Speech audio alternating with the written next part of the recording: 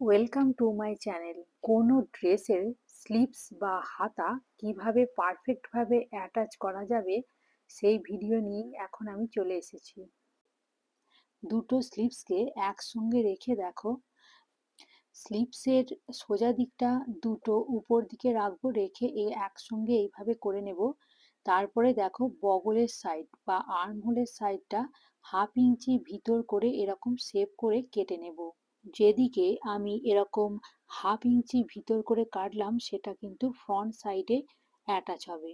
স্লিভসের মিডিলে এরকম একটা মার্ক করে নিলাম, তারপরে দুটো স্লিভসকে আলাদা করে নেব।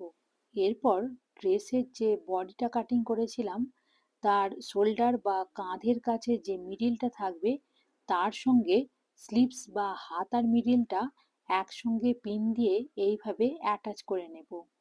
বডির বগল যতটা হবে আর এখানে স্লিভসের বগল যতটা হবে, দুটোর কিন্তু মেজারমেন্ট সেম হওয়া উচিত। স্লিভস যখন বডির সঙ্গে অ্যাটাচ করবে অলওয়েজ কিন্তু কাঁধের দিক থেকে নিচের দিকে সেলাইটা করবে। কাঁধের কাছ থেকে শুরু করে দুদিকে দেখো এইভাবে করে নেবে। কখনো একদিক থেকে শুরু করে আর এক দিকে শেষ করবে না, কেননা আর্ম হোলের শেপ দেওয়া থাকে, অনেক সময় একটু এদিক ওদিক হয়ে যেতে পারে।